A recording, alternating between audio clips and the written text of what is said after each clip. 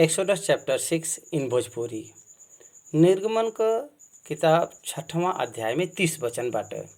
ये 6वां अध्याय में कहल गल बाटे 5वां अध्याय क अंत मूसा के द्वारा परमेश्वर के बारे में पूछल गयल एक प्रश्न से होत बाटे कि तू अपने प्रजा के नाही छोड़ेला। तू कहे त रहल लेकिन ऐसा नहीं भयल।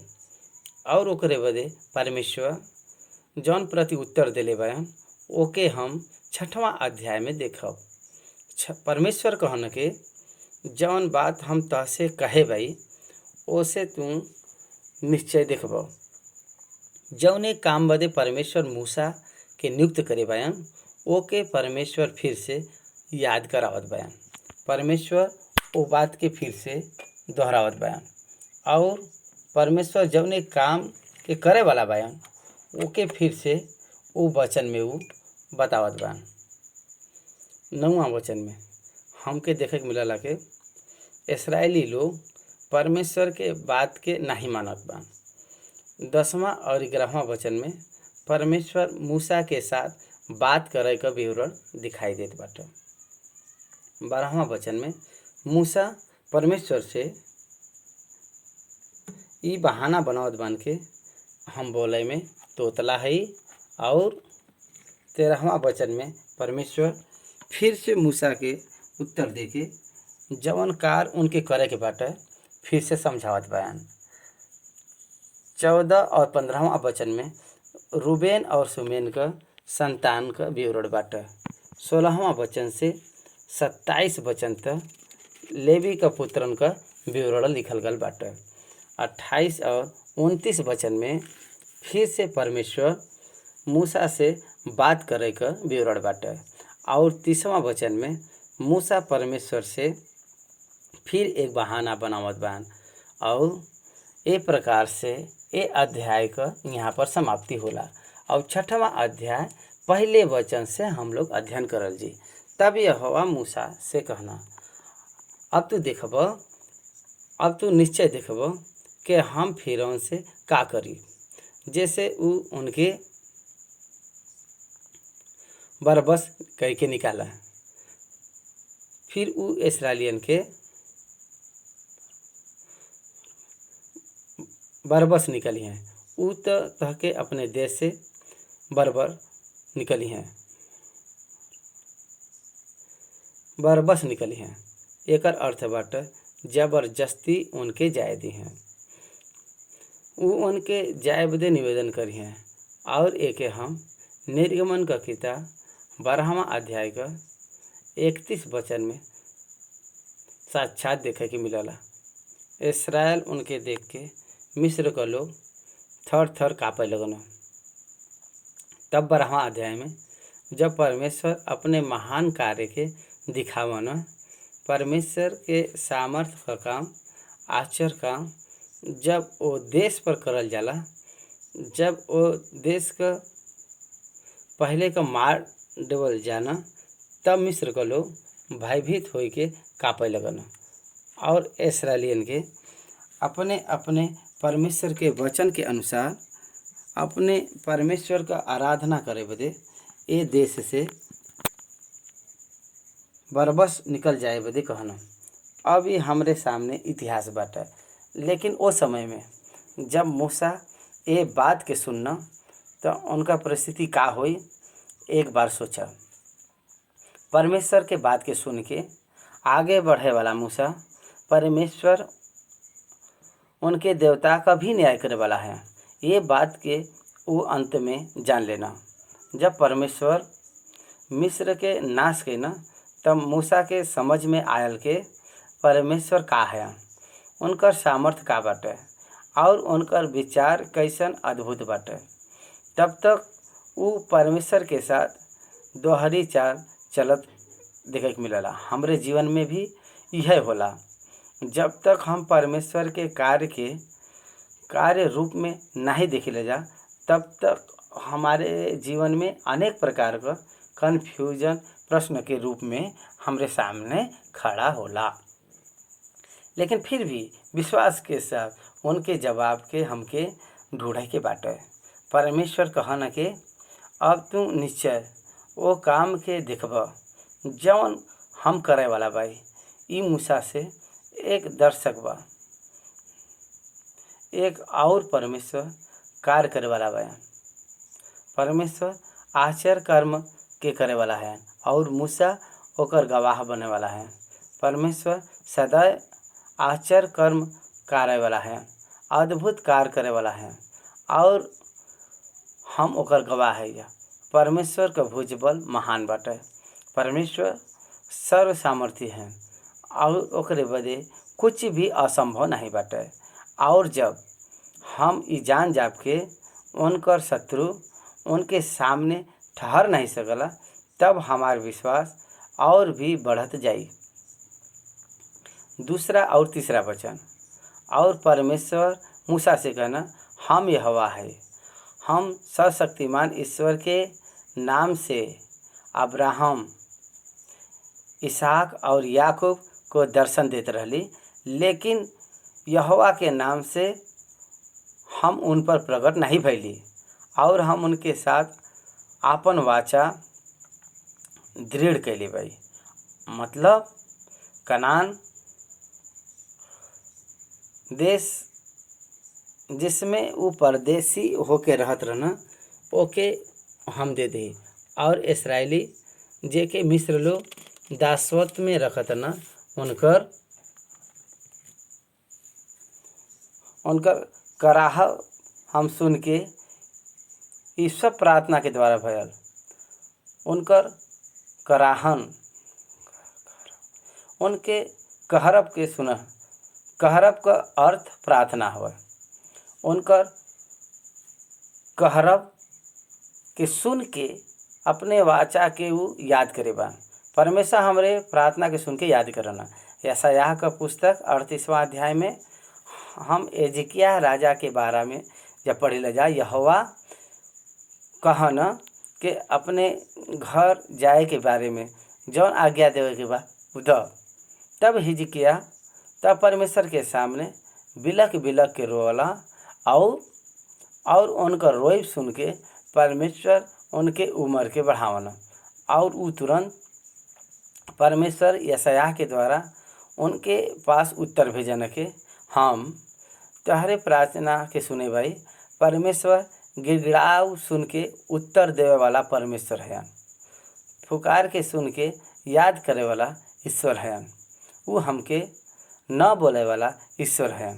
यही बदे परमेश्वर कहना, ए कारण तू इस्राएलियन से कह के हम यहोवा है और तह के मिस्रियन से बोझ के नीचे से हम निकाल लेबे और उनकर दासत्व से तह के हम छोड़ाई और अपन भुजा बढ़ाए के और भारी दंड दे के तह के हम छोड़ा लेबे और हम तह के अपन प्रजा बनावे बदे अपना लेबे और हम तहार परमेश्वर ठहराए और तू जान लेब कि हम तहार परमेश्वर यहोवा है, जे तह के मिस्र से बोझ से निकाल के लेके आई। ई कितना गंभीर बात बाटे। देखा हम तह के उनके दासत्व से छोड़ा लेब। केवल इतना ही नहीं, अपन भुजा बढ़ाए के उनके भारी दंड दे के तह के हम छोड़ाई और तू ओके देखब। अगर हम मिस्र में जवन दंड परमेश्वर देले, जौन पीड़ा परमेश्वर मिस्र पर भेजे बान, ओके देखब तो हम जान पाइब के वही देश में रहे वाला इस्राएलियन पर कोई भी विपत्ति नहीं आयल, केवल मिस्रियन पर ही वो सारा पीड़ा आयल। ई विचित्र बात बटे। सारा विपत्ति केवल मिस्री पर ही पड़ल, इस्राएलियन के ऊपर एको विपत्ति नहीं आया। ई कैसा संभव बाटे? जौन विपत्ति वहाँ आकाश के ऊपर से गिरत रहा, उम्मीद से परमेश्वर जौन स्थान पर इस्राएली लोग रहत न, उनके बचाए के रखना एक अद्भुत ई गवाही बाटे। उ ये अपने आँख से देखे बयान प्रभु की स्तुति कईना और दुख में ये अनुभव के द्वारा ई बात के उ सीखे बयान।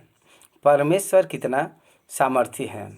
ये बात के समझावे बदे परमेश्वर उनके मिस्री के बीच में रख के उनके मध्य में ए प्रकार से ये रीत के आश्चर्य काम के उ करे बयान, आश्चर्य काम के उ करे बयान।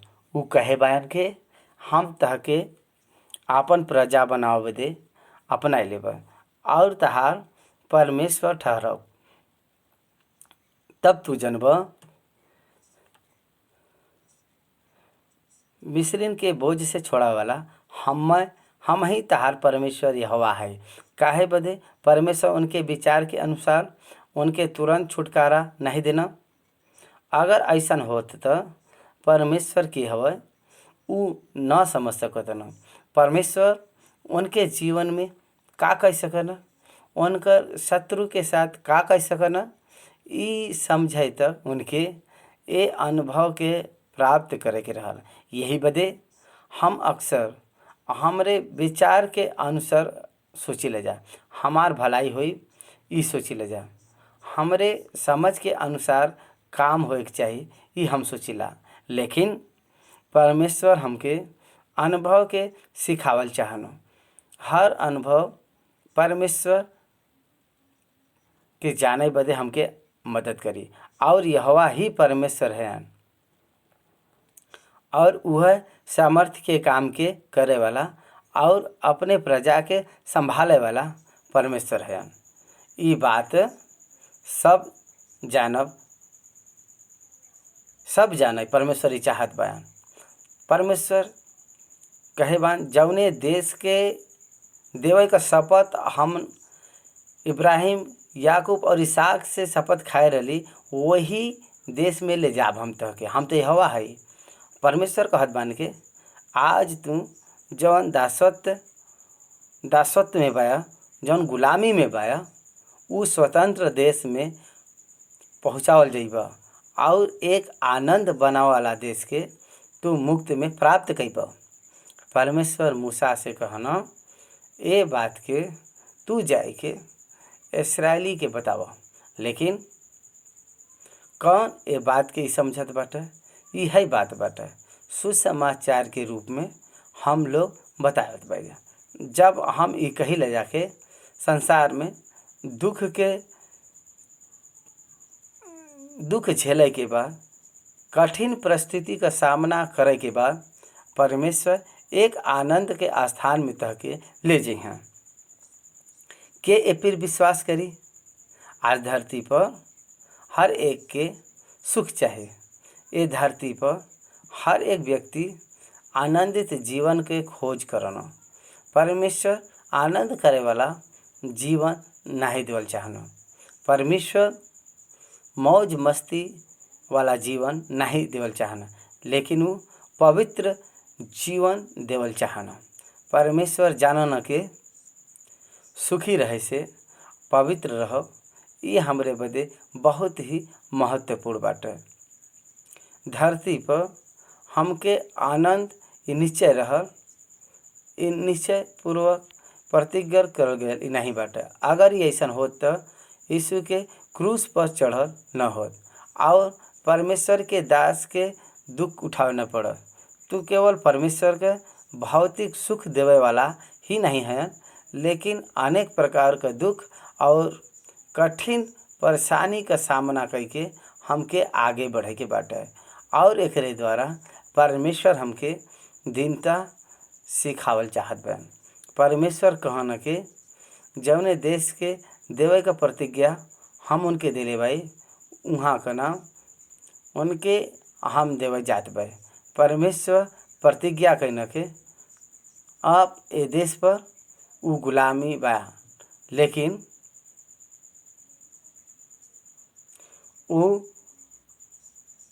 ओ देश में उ स्वतंत्र होए जात बयान। ये बात पर लोग विश्वास नहीं केना। मन का बेचैनी और गुलामी के कारण वो ई बात पर नहीं लगेना, ये बात पर मन नहीं लगेना। परमेश्वर हमरे हृदय के जानना, हमरे परिस्थिति के उजानना। जेकर मन व्याकुल होला ऊ परमेश्वर के बात के नहीं मान सकला। जौन व्यक्ति कठिन परिस्थिति से जाला ऊ कैसे विश्वास कर पाई? ऐसे विश्वास करे वाला धन्य बा। तब यहोवा मूसा से कहना, तू जाए के मिस्र का राजा फिरौन से कहा कि इस्राएलियन के अपने देश में से निकल जाएगा। फिर से वही पुरानी गीत के ऊ दोहरावत बा। कितना बार वही बात बताई। अब तक मूसा 2 बार ये बात के बताए बा और फिर से वही बात के कहे बदे परमेश्वर कहत बयान दृढ़तापूर्वक। ये जाने के बाद भी मूसा उनके जाए नहीं देत बा। फिर उनके पास जाए के परमेश्वर के तरफ से ये बात कही के परमेश्वर जाए बदे कहत बा। ये कैसा संभव हो सकला? ये काम निश्चय न हो पाए। ये जान के भी के कह पाए और के ये कार्य पर जाए के चाहिए। लेकिन आपके ध्यान दे के बाटे, चाहे वो कार्य कठिन लगे फिर भी परमेश्वर वो व्यक्ति के द्वारा वो कार्य के भला ही वो कितना नकारात्मक परिस्थिति से गुजरे के बाद भी अंत में सकारात्मक रूप से वो कार्य के उकरवई हैं। यही बदे परमेश्वर का कार्य ऐसा होला जे फिर हमके भरोसा कर कठिन होला और ओके प्राप्त कर हमरे बदे असंभव लगला। हम विफल हो जाइला जा। ये हमके जाने बदे वो कार्य के परमेश्वर के आज्ञा के अनुसार करे के द्वारा हम निश्चय विजय के प्राप्त कर सकेले जा। ई इस्राएलियन का चरित्र हमके बतावाला। फिरौन कठोर बा। ई जाने पर भी परमेश्वर बार बार वहाँ पर जाए बदे वो आज्ञा देत बा। और यहाँ पर मूसा के दीनता के हमके देखे के मिलला। तब मूसा परमेश्वर से कहना के इस्राएली और हमार नहीं सुनना और फिरौन हमके भद्दा बोले वाला के काहे सुनिए। एक अच्छा सवाल यहाँ पर मूसा करत बा। जब हमार प्रजा जब हमरे बात के नहीं सुने, जब हमार आपन लोग नहीं बात मानत, तो वो फिरौन जौन अन्य जाति का व्यक्ति है वो हमरे बाती के काहे मानी। और ऊपर से हम बोले में भद्दा बाई तो तलाबाई हमरे बात के कैसे मनी है प्रभु। अगर तहरे पास एक अच्छा लॉजिक भी हो तब पर भी परमेश्वर कहत बन के तू काहे न जाइब, तू जा हम देख लेब। यही वजह हमके परमेश्वर और परमेश्वर के प्रतिज्ञा पर भरोसा करे के बाटे। अपने आप के परमेश्वर के विचार के प्रति समर्पित करे के बाटे। तब ये महान कार्य के हम देख पाई। और ऐसा कह के मूसा ये महान कार्य के देखना। और यहोवा मूसा और हारून के इस्राएल के और मिस्र का राजा फिरौन बदे आज्ञा ये अभिप्राय से देना के उनके मिस्र देश से निकाल लिया जाए। परमेश्वर उनके आदेश देना। तो हरे पास इस सवाल होई के हम कैसे जाए। लेकिन परमेश्वर का आदेश बाटे के तहके जाए के बाटे, जाए के ही बाटे। अगर तू चाहिए तो कार्य के देख पाइबा। ई परमेश्वर का तरीका बाटे। आगे 14 और 15वां वचन में हम इस्राएली के घराना मतलब रूबेन और सिमोन का पुत्र के विवरण के बारे में हमके देखे के मिलला। 14वां वचन के हम पढ़ब। उनके पितरन के घराना के मुख्य आदमी रहना इस्राएल के दशा रूबेन का पुत्र हनोक, पल्लू, एस्रोन और कर्मी। इन्हीं से रूबेन निकलना। सिमोन का पुत्र एमुएल, यामिल, ओहद, याकीन और सोहर और एक और कनान औरत का बेटा सौल भी रहल। इन्हीं से सिमोन का कुल निकलना। जब हम बाइबल में ये वचन के पढ़िला त अनुवाद करे वाला भी अपने अपने भाषा में बाइबल के पढ़े के बाटे। 14 और 15वां वचन के अभी हम पढ़े भाई। 16वां वचन में लेवी का वंशावली के हमके देखे के मिलला और उनका जीवन काल का गिनती यहाँ पर लिखल गल बाटे। ये महत्वपूर्ण बात बाटे। और देवी का पुत्र जिनसे उनका वंशावली चलिल बाटे उनका नाम ही बाटे, मतलब गोर्शन, कहात और मरारी। और लेवी का पूरा अवस्था 147 वर्ष के भयल। जरकन का पुत्र जिनकर उनका कुल चलल लिबनी और सिमी रहन। और कहात का पुत्र आमरम, इसहार, हेब्रोन और उज्जियल रहना। और कहात का पूरा अवस्था 133 वर्ष भइल। देखो लेवी का पिता याकूब, लेवी का भाई यूसुफ, लेवी का पुत्र कहात का पुत्र मूसा का पिता अमराम, और मूसा का दादा कहात और लेवी, और मूसा का परदादा मूसा के हवे। एकर विवरण परमेश्वर देत बा। और अमराम के बारे में यहाँ पर लिखल बाटे। अमराम अपन फूफी याकूबे से ब्याह कर लेना और उसे हारून और मूसा के जन्म देना। और अमराम का पूरा उम्र 137 वर्ष का भइल। देखो अमराम 137 वर्ष जीना और लेवी 137 वर्ष जीना और आहात 133 वर्ष जीना। और अमराम का पुत्र 120 वर्ष मूसा जीवित रहना। और इसहाक का पुत्र कोरह, नेपोग और जिक्री रहना। आज उज्जियल का लड़का मिसाएल, एलसफान और सित्री। और हारून का अमीनाबाद का बिटिया और नहासोन का बहिन एलसोबा से ब्याह के ले। और उ नादाब, तबीहू, एलिहाजर और इतमार के उत्पन्न कैन। नादान और अबीहू जगर आज्ञा परमेश्वर नहीं देना ओके वो अग्नि के वेदी पर डाले की वजह से उ सब मर गए। और ओकरे बाद एलिहाजर और इतमार याजक के रूप में अपन सेवा कार्य के आगे बढ़ेना। और अरुणा की मृत्यु के बाद एलियाजर महायाजक बनना। और वही एलियाजर के कुटुंब से महान याजक यीशु मसीह तक उनकर परिवार चलत आयल। और कोरह का लड़का असीर, एलकाना और अबिया सब।